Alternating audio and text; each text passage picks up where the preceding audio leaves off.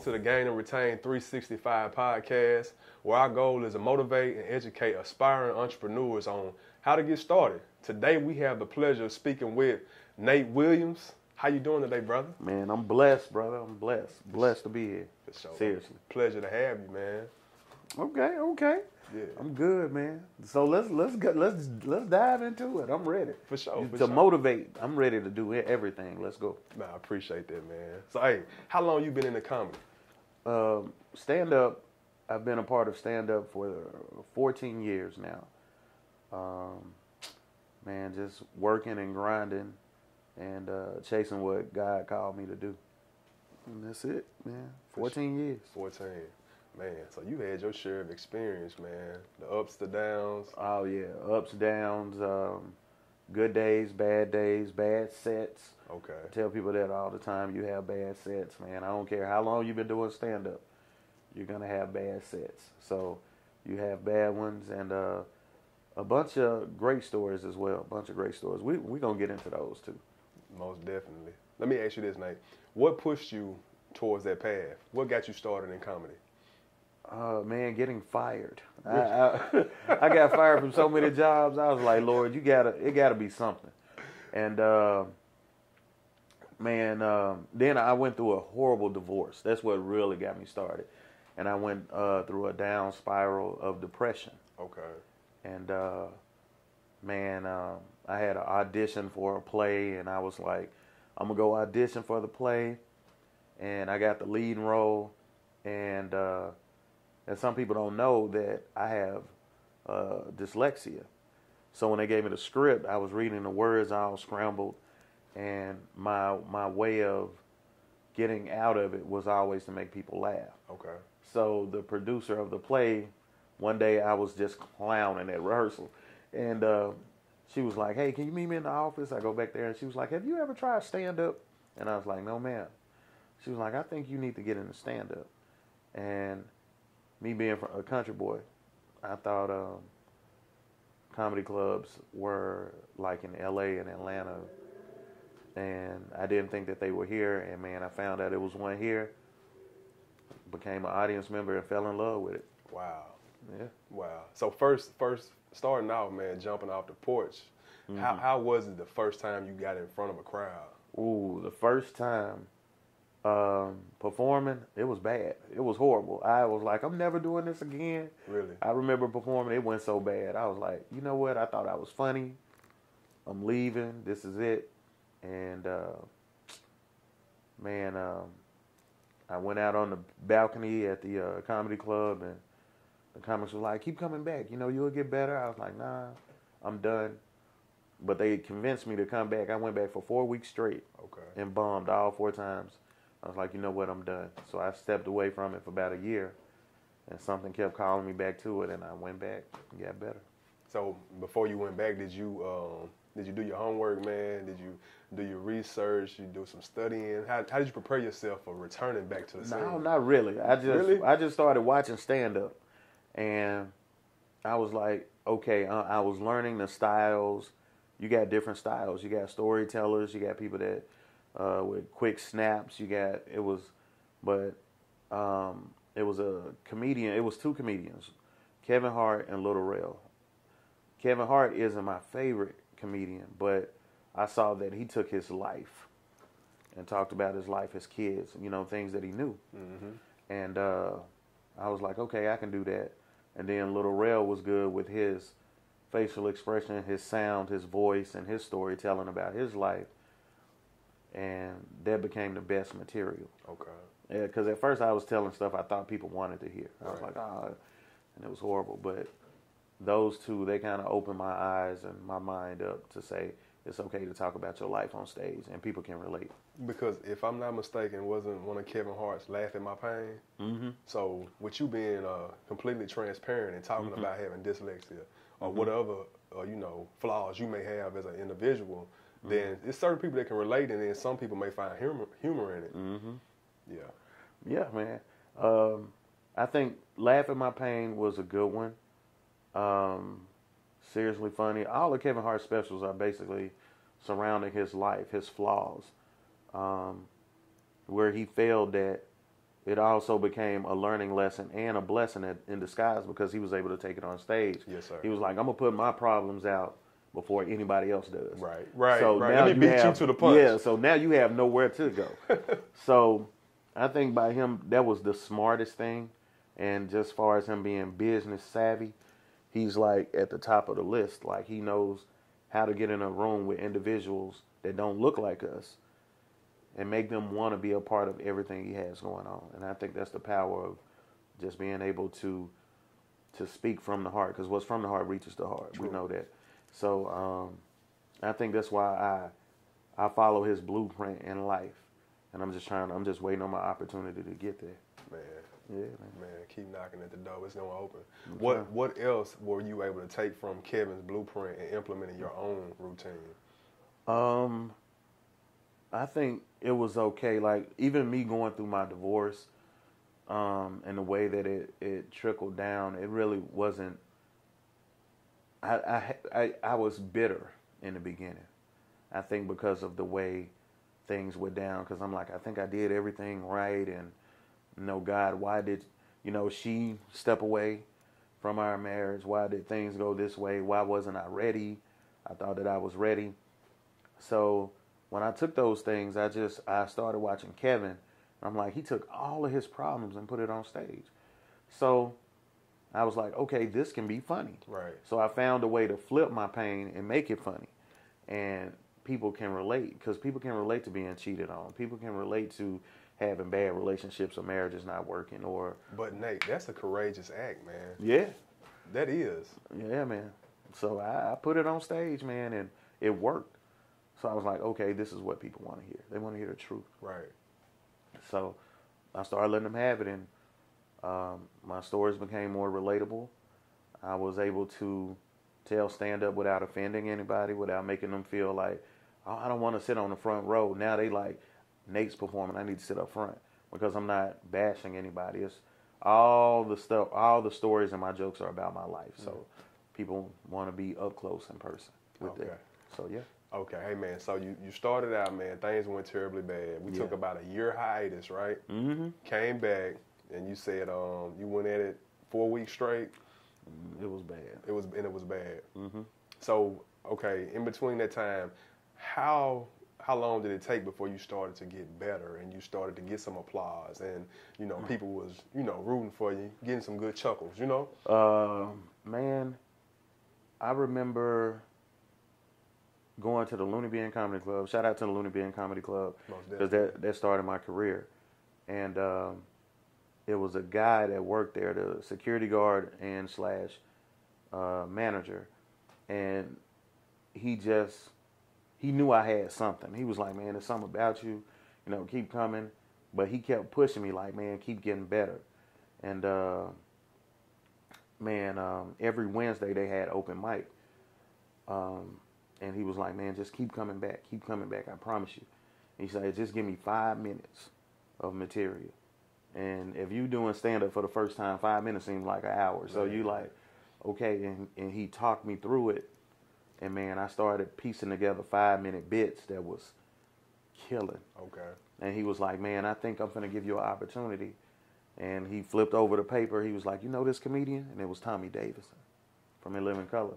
So he's like, I want you to host for him. And, man, when I host for him, and me and him went out to the side and we talked, and we was able to talk about my set, because we did 2 shows. You and Tommy were able to talk? Yeah, we were able to talk. So, man, we talked, and he talked me through my set, like, man, do this. And then when you get around experienced comedians, they started telling you, add this, take this out, do this, and you start piecing it together and start working. It was like a puzzle. Right. And all the pieces came together, and now you got this big thing that's, you like, okay, I see it now. I see it clearly. Right. It's like the Matrix. When Neo, he couldn't understand the things on the screen, but eventually he was able to see it and notice everything. So now I just see clearly. What other gems were you able to get from Tommy during that time? Man, be courageous on stage. Know that you're there for a reason. Understand that, if this is something that you're called. See, it's different when you're called to do something and you're just doing something just to be doing it. And he was like, you got to feel like you're called to do this. You got to understand that God calls everybody. So me, I'm truly in my Bible. I'm truly in my word. I tell people that all the time. Without God, I'm nothing. And I'm not ashamed of that. Some comics don't talk about it because some people won't book us because we talk too much about God. They won't even book us. But he let me know that, if this is your purpose, if this is what you feel like God is called to do, when you step on the stage, you got to feel it. You got to know it. Not try to be the funniest in the room, but just do what God called you to do. And that's what I started doing. I started adding God to it and everything. And then when I met Chris Tucker and he came out and he performed, and I'm sitting in the back in the green room with him, talking to him. We just talking. And they called him to the stage, and I walked him to the door and I waited. And when he went out, I was like, man, I got to have that response. So I told God, I said, listen, if you can give me that, I'm going to be happy. And God said, if you do it for me, I prayed about it. Wow. God said, if you do it for me, I'm going to give you everything. And man, that was, God, what year was that? I can't even think of the year. But whatever year it was, I gave my life to God and my career to God. And man, it's just, now since then, I've opened for over 60 celebrities. Really? And bring them to the Rock, and I produce shows now on my own. That's powerful, man. So you giving God all the glory, all the Definitely. praise, and He opened so many doors of opportunity for you. Yep. Man, so you said when you seen the response that Chris Tucker received from that crowd, you just had to have that. You had to. Because I've seen stand-up on TV. Right. And was like, okay. But being there in the audience, able to open up for these people like Bill Bellamy, who was the first comedian to perform on Def Comedy Jam when I was a kid. When I wasn't even supposed to be watching Def Comedy Jam, I'm sneaking in the living room. I'm like, Mom, sleep. Let me watch. Def Comedy Jam is coming on late, midnight. I'm watching it. And here it is. I'm sharing the stage with these people. Bill Bellamy, Earthquake, Lavelle Crawford, Tommy Davidson, Kel Mitchell. Man, I can go on and on with all the people that I've held conversations with and spoke with. And, so now I'm like in that category now. Because now when I go to L.A., people know who I am. When I go to Atlanta, people know who I am. When I go to Vegas, people know who I am. Go to New York, people know who I am. So I love it. Let me ask you this, Nate. So if you were able to combine everything that you were able to take from those individuals you mentioned, what's one thing in common that they always told you? Something that you always hear? Because they say everybody's not telling the same lie. I think it's more of, if comedy is your calling, get as much stage time as possible. That's the only way you're going to get better. That's the only way you're going to build your confidence. That's the only way you're going to build the proper material for any occasion, is you have to get stage time. So I tell comedians that all the time. They come to me, because you got to understand, I own my own comedy club. So, and I perform. So we got all that in one. So comedians come to me all the time. Nate, I want to open for such and such. This person, what do I need to do? Stage time. You can't get better without performing. So it's like, if I want to be a bodybuilder, I can't work out once a month. Right. And be like, hey, I'm going to be a professional in a year. No, it don't work like that. So get your reps in. Got to get your reps. Get your reps in. Okay, so you mentioned you own your own comedy club. How long have you been the owner? I've been an owner now for 3 years this month. Okay. 3 years, me and my mom. The Nut House Comedy Lounge, which is the first black-owned comedy club in North Little Rock. Yeah. That's 100% owned by me and my mom. So, man, how is that, man, being in business with mom?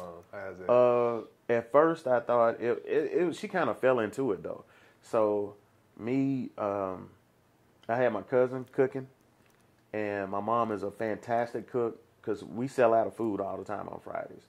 So, my cousin, she just got busy and was like, I can't do it. My mom was like, I'm going to come cook. And I didn't want her to do it because she's retired. And my mom is a cancer survivor. So I was like, Mom, just relax. And she came in there and started cooking. And she was like, what all you want on the menu? I was like, let's keep it simple. Let's do chicken. Let's do all different flavors of that.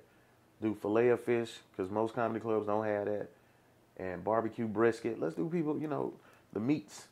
And we kept it simple with 4 things: barbecue brisket, loaded baked potatoes with that, or nachos, or sandwiches, chicken, filet of fish, and nachos.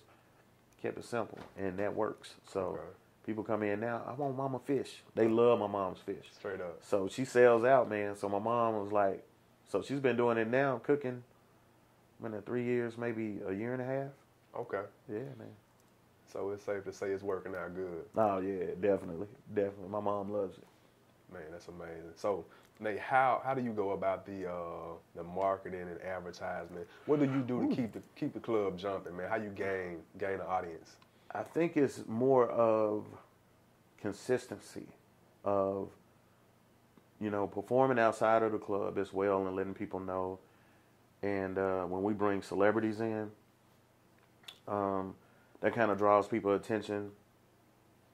And being close to the people, your fans, your supporters, letting them know, and knowing them on first name basis is very powerful. So like when people come in and you know them, hey Tamika, thanks, hey thanks for coming back, and they like, dang, you remember my name? Like yeah. So you just keep calling them by name, and now they feel like they're a part of the club. Man, it's something. Let me chime in on that, man. It's like the most important name to you is Nate. Mm-hmm. That's the most important name to you. Definitely. And I'm going to be honest, whenever you hear your name, you know what I'm saying, your antennas go up. That's your name. And when somebody addresses you by your name, they got your attention. Definitely. So it's something to be said about that, but you carry on. Yeah, so knowing them like that, and also me, I'm a people's person. Like I love people. I invest in people. That's what I say. I invest in friendships. And so when people come into the club, sometimes like they may not know it, but they might come in and pay, and I might be like, hey, come to the bar for a free drink. They might, what? Yeah, come on over here. And that goes a long way. Like they paid to come in, but sometimes we can bless them. Right. Hey, y'all always support my mom. Hey, buy 3 meals, the 4th one is free. So we make them feel like, and people, I love it because people never know when I'm going to do it. So I think, man, making people feel like they're a part of the club, making them feel special. Even when people come in, that's your normals. Hey, we got you a special seat, so don't sit over here. We got you over here. And just making them feel special, man. That goes a long way. And the marketing part is just tough because, radio is not cheap here by far to get on the mainstream. So I think word of mouth. I tell people you got to be foot soldiers for your business. You got to get out here and grind and get it. And, be honest with people. I think that's the best thing. If they're spending money with you, be honest. So I always try to be honest with everybody and make them feel wanted. Okay.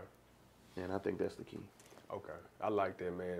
It's one thing that stood out the most to me was the random acts of kindness. Maybe giving them a free drink after they pay an entry fee, or after they buy 3 meals, you give them a 4th one for free, or upgrade them to a VIP seat. That type of stuff. It stands out. It stands out. So it makes them feel appreciated. Definitely. And that'll make them come back. Definitely. Yeah. That's how you get that repeat, get the retention rate up. Yeah. So you own the club and you still perform. Am I correct? Yeah. Okay. How does that go, man? How do you balance that? I think us not being a typical comedy club is basically what stands out. Your typical comedy clubs run Wednesday, Thursday, Friday, Saturday, and some Sundays. But our club, we built a Friday night laughter, which everybody came accustomed to. Like, listen, Fridays is it. You go your whole week. Like, we can do comedy on Wednesday, Thursdays, Fridays, and Saturdays. But, like, it can be such a headache. Like, sometimes you got to fly the artist in, make sure they straight, and stuff like that. So I built our Friday nights with our locals, and where their typical open mics are during the week, but I'm like, no, our open mic is on a Friday. So they love that idea. They like a Friday night open mic, like that's great. So we tell them to come in, get their material right, and they come in. Sometimes people rent, or we bring in celebrities that work on that Friday. So, but I think just building that Friday and some Saturdays is kind of it's working. Like next year, we're gonna go to Fridays and Saturdays, or Thursdays and Fridays. Like we're gonna do something like to build it, but I think that's it. That Friday is kind of. We're not typical. Does it ever become overwhelming having to run the club and perform at the club? Sometimes it can be, because sometimes I get booked on the days that we're open.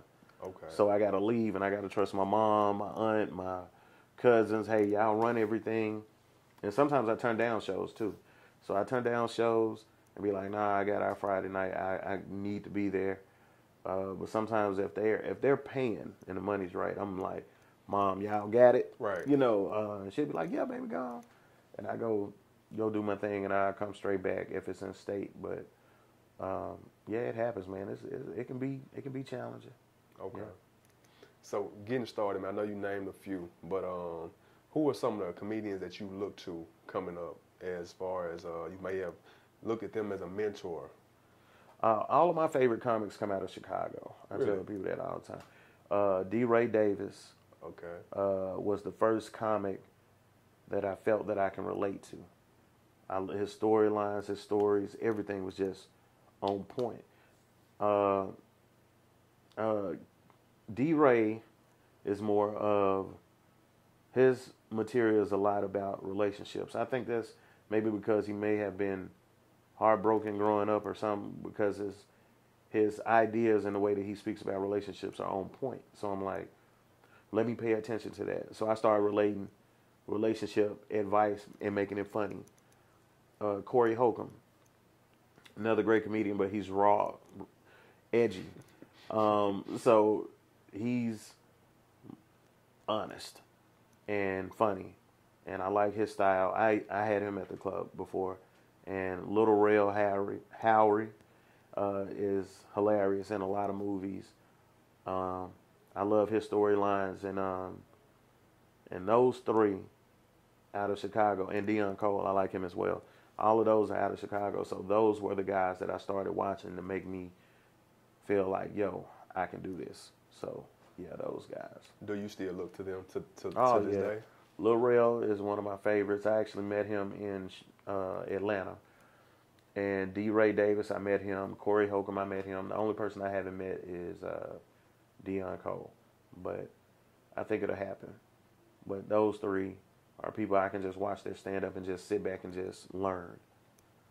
And it's a different than taking people's material and learning. Like I learned the way they hold a mic, the way they tell their stories, the facial expressions, the way they move back and forth on stage. Like I pay attention to all that. Every detail. Every detail. Yeah. Wow. Mm-hmm. Have you had any opportunities to do any movies? I know you. Yeah. My friend C. James Humphrey. We got to get him married too. So C. James Humphrey produced his very own film called Nice Guys Finish Last, and because my schedule was so busy, he was like, "Man, I got you a role in there. It's small, but," and because he's my friend, my best friend, I was like, "Yo, I'm willing to do it."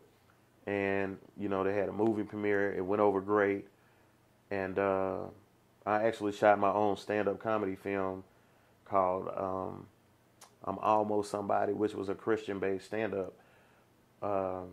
Where it was two parts in the film, where it was a 30-minute play where I played a character called Reverend Do No Wrong. And it was comical. And the name of my church was New Saint Believers on Christ, the solid rock I stand, washed in the blood of the Lamb, redeemed and made whole, and never broken. Missionary Baptist Church, where we don't give 10% but 20, so we can receive a double blessing. And he was just a witty pastor that he didn't have his own church. I created the character, and he rented out other churches, and his members followed him. They was faithful to him. Like wherever you go, we come to hear the word. So I put that skit together, that a miniature play, and then we took an intermission, and then I came out and gave him 30 minutes of clean stand-up. So I sold that out, 700 seats, filmed it live. On the campus of Euler. Okay. And I delivered over 90% of those tickets. I was calling people like, "Yo, you want some tickets?" I was meeting people everywhere. I delivered over 500 tickets That's grind. to people. That's the grind. And man, and performed and stuff like that. So that was a film. So those are the 2 films that I've been a part of. I've been asked to be a part of more, but I just don't have the time. I'd be so busy. I'd just be like, if I can do it, I'll do it. But sometimes it don't happen. Man, so filling the house with 700 seats, right? Mm-hmm. And hand delivering over 500 tickets. Mm-hmm. Man, what motivates that, man? What? Man, I just wanted people. I think it's God, brother. I think it's I think hand-to-hand combat. That's what I call it. Hand-to-hand combat, when you're able to reach the people that's spending money with you, and you're willing to go the extra mile for them, for a $10 or $15 ticket. I'm not charging you shipping and handling fees or nothing. I'm just bringing the ticket to you, no matter where you are. Conway, I deliver tickets to Conway, Pine Bluff, Arkadelphia. I met one lady halfway from Memphis. Man, I went far and beyond. And I think it goes back to being, it's everything that I do, I think is biblical. So you got to think, when Jesus was around saving people or whatever, they didn't have social media. Only thing they had was the word of mouth. Like, hey, y'all need to check this out. And I started to put that into my everyday life. Like, I would say something about it on social media. Hey, I'm coming here. Here's my number. And, man, people were calling. Like, hey, if you can come here, I'm taking pictures with everybody. Everybody bought tickets. And I think that showed people, like, listen, even when I wasn't around, people was like, hey, we're going to see this guy named Nate. Girl, tell me about him. And those people started speaking. Mm-hmm. Now, imagine, Jesus went out, you know, he couldn't always be everywhere, but his followers and people that believed in him were spreading the word, like his disciples. So those people became my friends. They became people that could speak for me. And they was like, hey, this guy Nate, man, we need to go see him. Mm-hmm. Where is he performing? So they became my commercials, my advertising. And other people was like, hey, I need 5 more tickets. I just told my homegirl. I was like, all right, I'll be there Friday. Turn around, go back, and do whatever I had to do. And I loved it, man. I was like, Man, so 3 things out of what you just told me, man. So you were being of service. Mm-hmm. You were going above and beyond to mm-hmm. be of service. Mm-hmm. And out of that alone, you created word of mouth. Mm-hmm. And they began to talk about, hey, man, Nate, he just delivered me some tickets. He got a comedy show coming up. You need to get some. Mm-hmm. Just you going that extra mile, man, it created a buzz, and you mm-hmm. got a return on your investment. Am I correct? Definitely. And I spent my own money on that whole production. Man, you got to think, man, I spent $2,000 on the building, the tickets. I paid for the tickets to be created, delivered them. You got to think of the gas money. Right. You know, putting in, and I didn't care. I was like, yo, this is what I want to do. Because you invested in yourself. Mm-hmm. So I made that back. I made everything I spent, I made it back. So I was like, okay, God, I see you. And we did it and kept doing sold out shows. So that's how it happened. Wow. So at this moment, you guys only open on Friday? We're only open on Fridays. I mean, we have a lot of other things that we could be doing, but I'm trying to give my mom a break because, you know, she's working a little bit and doing stuff, so I don't want to overwhelm her. But I'm telling my mom, like, listen, in 2022, we got to step it up. Yeah. Friday every year we got to go another level. So this year you got to think we was going through a pandemic too. Right. And still kind of. Man, how did you maintain during that? Like, did you go virtual with your comedy? What methods did you use? I got booked for a couple virtual shows, but when we had to close for a few months, I think we closed for like 3 or 4 months in the beginning. Right. When the pandemic happened. But then when they kind of opened everything back up, people wanted to get out. They were so trapped in the house, and that's how we built it up. We was like, listen, Friday come out, and man, next thing you know, we weren't a lot of seats. I mean, we hold 110, but we was probably getting like 10 people, you know, on a Friday. Then it went from 15, then it went to 50, then it went to 75, and it just kept going up. And then I just started bringing in some celebrities like Hattie Mae from Tyler Perry and Carl Payne from Martin. And people were starting to believe again. Like, listen, it's okay. We going out. We having a good time. Right. And, man, people, they kept coming. So they were a little timid coming back from COVID. Yeah. Which is to be expected. Mm-hmm. Yeah. Mm-hmm. But you back to full capacity at this moment? Yeah, we can get them in there. I mean, Fridays, we fair on Fridays. So Fridays, we do like 40, 45 at the most. But, you know. Depends on who's coming. Depends on who there, yeah. Okay. So you try to do a special guest once a month, or how often you bring? Yeah, I try to bring in a celebrity once a month. Sometimes it doesn't happen because their schedule doesn't match with ours. But at least once a month or once every 2 months, we try to bring in some celebrities to get some stuff going. Okay, that's what's up, man. What anyone special coming soon? No, not really. I just know I'm doing the homecoming for Arkansas Baptist College. That's where I graduated from in 2014, and we got some cast members from Wild 'N Out that's coming in from that, because I know majority of the guys on Wild 'N Out or work with them. So just that, September the 17th, and after that I got a huge announcement that I'm making in October, and I've been saving all my coins, my ducats for that huge announcement, and it's actually about to happen, so I'm excited about it. There's been an 8-year planning, and it's finally about to happen. Y'all stay tuned for that one. Oh yeah, it's gonna be big for sure. Man, do you take on any mentees and mentor them as far as in the comedy industry? Oh yeah, it's a lot of people that come to the comedy club and want to get mentored. But here's the thing: they gotta understand criticism, and you got to be able to be critiqued, and a lot of people don't like that. So I'm already funny. Okay, I tell you what, you do you, and it'll be fine. Because comedy, I'm so serious about it. So I try to work with people as much as possible. But once you get that in your mind, like I'm already funny, man, I just let them be, because I'm like, dude, I've been where you are. Right. Like, I've never acted like that. Hey, I'm always, what do I need to do? Even now, when I meet older comedians that's been in the game a long time, longer than me, or done TV or movies, what do I need to do? Right. And it's okay if they might be like, don't do that, don't do this, don't do that. And I've been doing it. I'm like, okay, I need to take that out. But some people, they can't handle, they want yes men. That's not for the comedy industry. I mean, no. You gotta have tough skin. You do, and you gotta remain humble and continue to learn.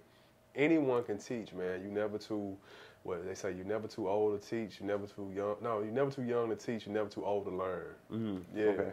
Yeah. So I mean, every day we should be learning something, no matter who you're receiving it from. Definitely.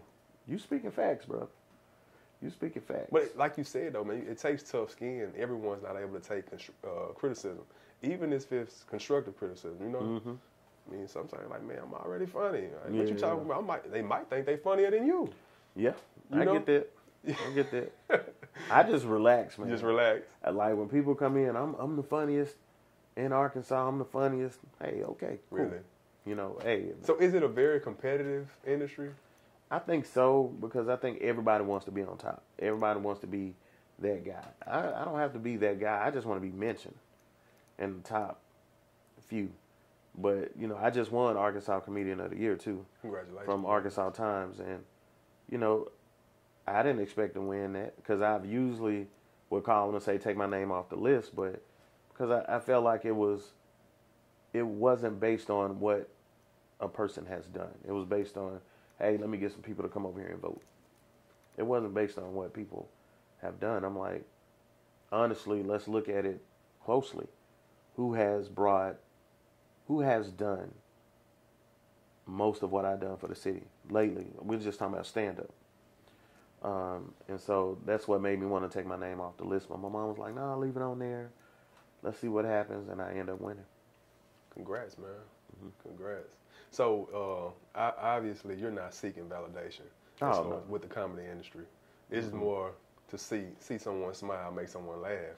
Yeah, because that's the key. I mean, a Laughter does the heart good like a medicine. Say that. Everything. Say that, brother. Everything that we say, everything that I do, I always go back to the Bible, go back to the Word, because somehow all of it is related. Everything that we do in life is related.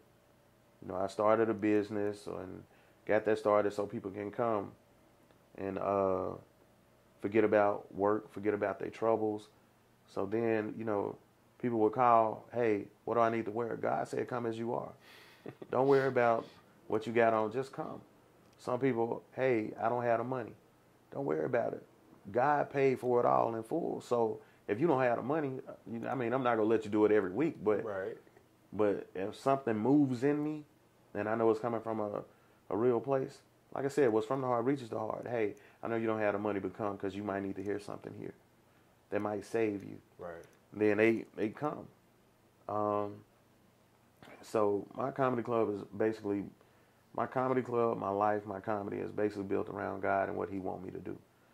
And, you know, I pray in my building. We have church in my building.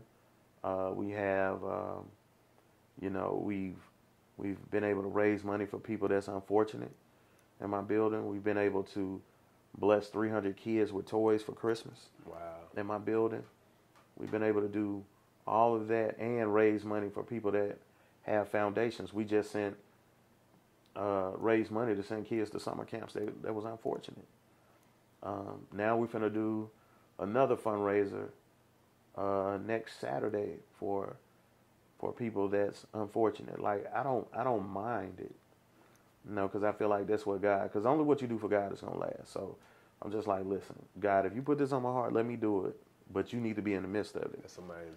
So that's how I work. That's how I operate. That's amazing, man. So you building or have built a platform, man. You able to do multiple things with it, man. You able to give upcoming comedians an opportunity to come express themselves.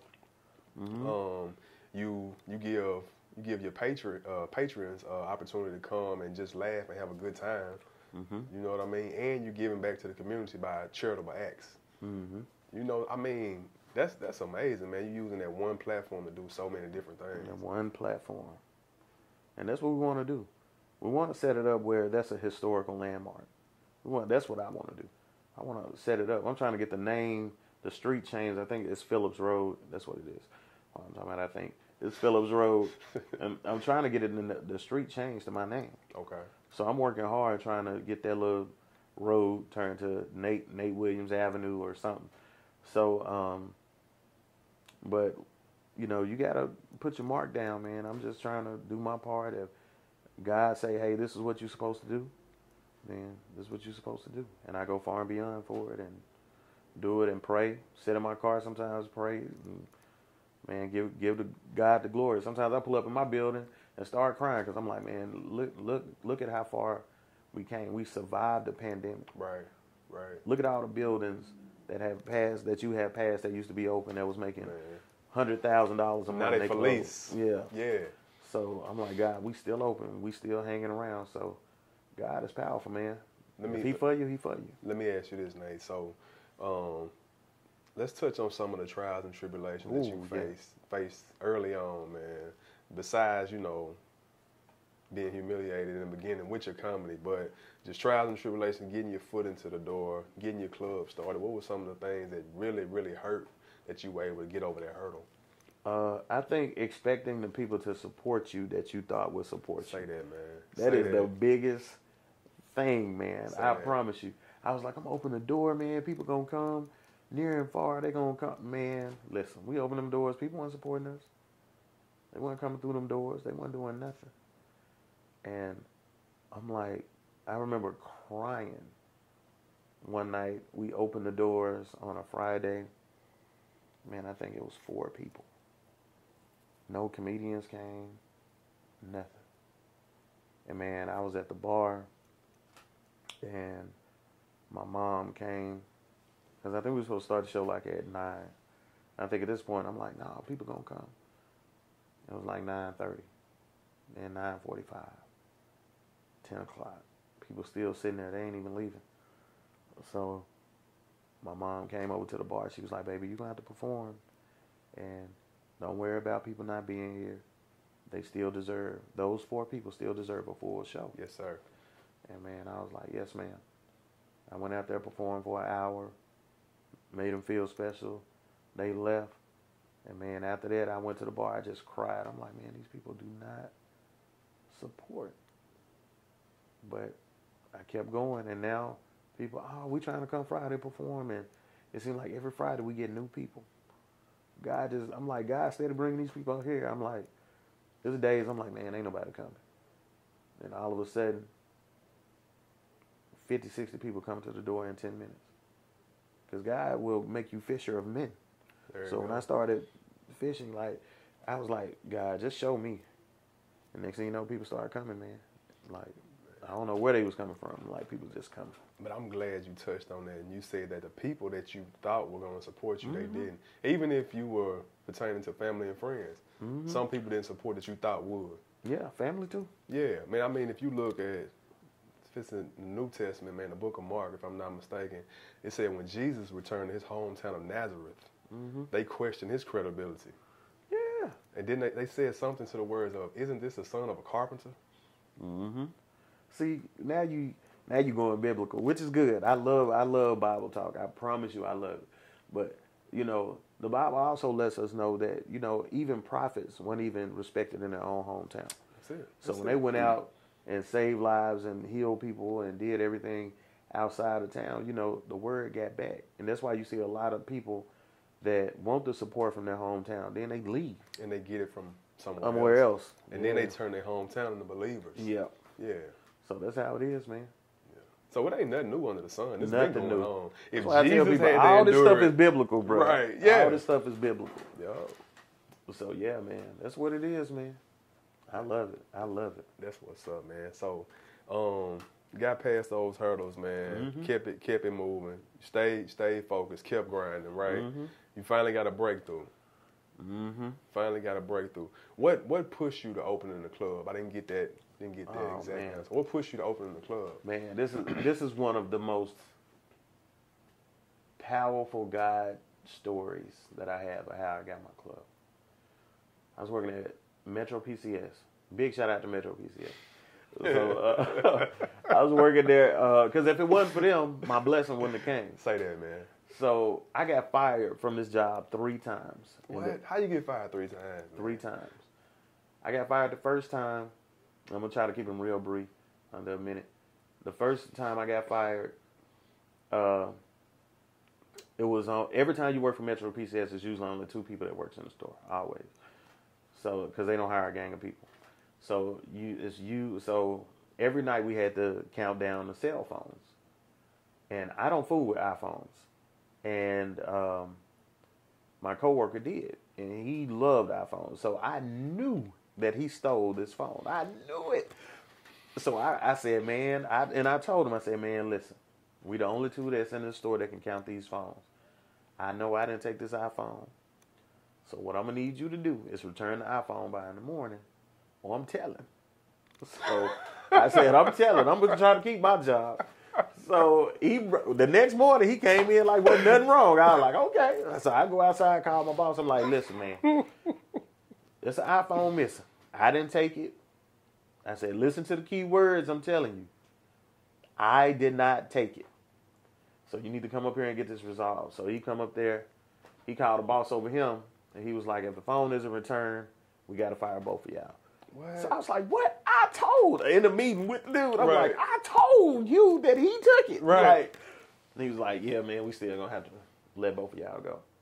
So I leave. I'm upset. And I do a comedy show at a hair show.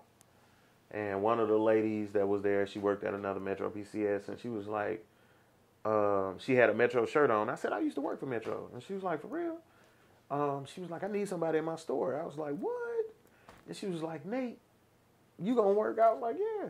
They get me hired. Now I go over here. I'm working there about a year, trained under this girl. Now this girl's stealing money. So in our register, we're supposed to have a certain amount of cash. So every morning you go in there, you count your cash, you make sure that amount's in there to have your day. So I go in there, ain't nothing in the register but a $5 bill. Now, we supposed to have some cash, coins. I'm talking about this girl don't took the coins. What? I called my boss. I said, listen, I'm not finna touch nothing, but I need you to come up here. She said, what's going on? I said, if you don't come up here, I'm not finna open this store. My boss shoots up there. She gets there. What's going on, Nate? I drove over here. I said, I just need you to go look at that register and tell me what's wrong. She go look at it, and she was like, where the money? I said, that's what I'm saying. So called the girl up there. They fired her and kept me on. So now the girl is threatening me. Like, oh, this. I'm like, so we fast forward 6 months after that, a lady comes in, can't pay her phone bill. And I said, some just put it on my heart. I said, listen, I'm going to take care of it. She was like, I think I left my wallet on the bus. I said, listen, I'm going to pay your phone bill. It was $60. I said, I'm going to pay it. Just go ahead. Have your nice day. She leaves. Another one, we hired a new manager. So she comes in, checked the register, said, oh, the register's $60 short. She come in probably about 2 hours after that. And I said, oh, yeah, you know what? I paid this lady bill. Let me give you the money now. She thought I stole the money. What? So, fast forward 2 weeks, well, rewind. 2 weeks before that, a lady comes in, and I'm telling a story about how I want to open my own business. These are my last 2 customers of the day. Now, this is where God steps in. God was like, I need to get me and my wife a phone. I said, okay, yeah, my last 2 customers, I activate your phone. I'm activating his phone, giving him his price. He pulls out maybe $3,000 cash. I said, man, if you don't mind what you do. He said, man, I'm into construction. I was like, oh, okay. He said, what is it that you want to do, young man? I said, man, I always wanted to open my own comedy club. He said, oh, okay. Well, whenever you get it up, let me know, and I'll come do some construction for you. I was like, okay. The lady gets up. She said, I hear your story. God told me to bless you with $10,000 to open your own business.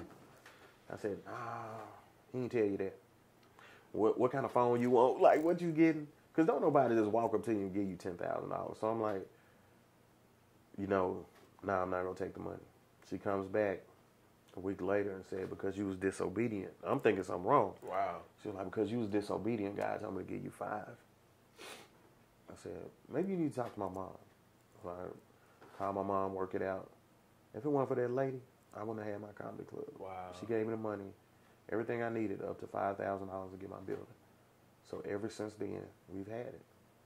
And that's the power of God. And 2 weeks after that, that's when the situation happened with the phone bill and I got fired. So I got fired. I went home. I called my mom. I said, Mom, I can't believe I got fired again. I said, again? She said, you need to focus on your club. Don't worry about nothing else. So it's been building, developing. For 3 years, I've never punched another clock. Man. I've made money. God has blessed me. Because God will put the gifts in you that will supply you with all you need. So my stand-up became my power, my gift. It became everything. So that's how I got it, man. That's a testimony. Mm-hmm. That's deep, man. God is good, brother. So let me ask you this, man. What words of encouragement will you give to the aspiring comedians, man, trying to get their foot in the door? I would tell them one thing. Try to understand first if you're called to do what you're doing. Not just doing it just because. I want it for the fame or the money. Don't do it for that. Understand if God called you to do it, then it's gonna feel way better. It's gonna be real. Second, if this is something you feel like you're called to do, then you got to get stage time, and don't be afraid of people critiquing you. And those are the 3 things. You got to understand if you're called to do something, because a lot of people do it for the fame. Oh, this is what I'm going to do, and this and that, and it never happens. But like, you got to be called to do something. That's why I don't worry about not getting on big shows and stuff like that. You able to distinguish the young comedians that have been called or the ones that's just doing it for the fame? Can you see it? Oh, yeah, you can definitely see it. It'll be the way they talk. Like, again, what's from the heart, you going to know. Because their conversations and the way that they speak, the way that they move is way different. They want the popularity. They want the fame. I already made it, and this, and my fans. And No. Mm-mm. You just got to you be around it long enough, you know. So when they come through there, I know. Because some guy, he came into the club, he was a comedian, and I'm the bartender. He didn't even know who I was. Really? He at the bar, yeah, man, I did this, and this. I'm like, oh, okay. I want to drink this, and this. And he just, I mean, he's laying it on thick. Like, I've done this. And I'm like, okay. Right. He didn't even know me. And then he's heard of me, but he didn't know me personally. So that night I performed, and the host came over to the bar. He said, Nate, you ready to go up? And I was like, yeah. So the comedian was like, you Nate Williams? I was like, yeah. He was like, oh, you own this too, right? I was like, yeah. Like, oh man, my bad. Like, no, you showed me the real you. Right. And I went on stage, performed. Right. Got down. He spent like 30 minutes trying to apologize. I was like, bro, I'm good. So man, it sticks out like a sore thumb. Wow. Mm-hmm. That's crazy. Man, so I know you said that no upcoming events that you want to mention. I know you said something big coming in October. Something big. When are you dropping this interview? Man, so we drop one every Wednesday. Okay. I'm not exactly sure when this one gonna drop, but yeah, it'll be before October, should. Okay. Mm-hmm. So I'm telling y'all, listen. When you see this video, we should be either a week away or a couple weeks away from making a big announcement. Pay attention to my page. We're gonna go live on my Facebook page under Nate Williams. It's gonna be probably like a midweek, like Tuesday or Wednesday. And when we get it started, man, I'm telling you, this announcement, no other local comedian has done what I'm about to do. This is another history milestone for me. And, man, it's going to be great.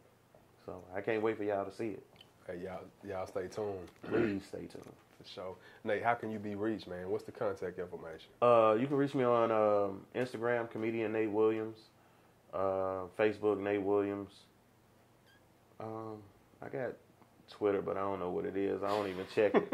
I'm trying to get hip to Snapchat, and I ain't even got that. So, and TikTok is taking off now. So, man, Instagram, comedian Nate Williams. Facebook, Nate Williams. And if I got too many friends, just inbox me on Facebook, and I'll delete somebody. I tell people that all the time. I love new followers. I will delete people quick. Straight up, make room for you. I will make room for you. Yeah, the old one's taking up space. They probably ain't even supporting. They ain't even supporting it. They in the way. I go through them quick and be like, remove. I remove 10 people quick. So now that's real. Mm-hmm. That's real. Hey man, we appreciate you for taking time out your busy day, man. No problem, man. I'm finna go eat, brother. I'm starving. You hear me? For sure, man. Hey, man, good luck on all your future endeavors, man. Oh, you too, man. 365, no sleep. Wake up. 365, no sleep. Wake up.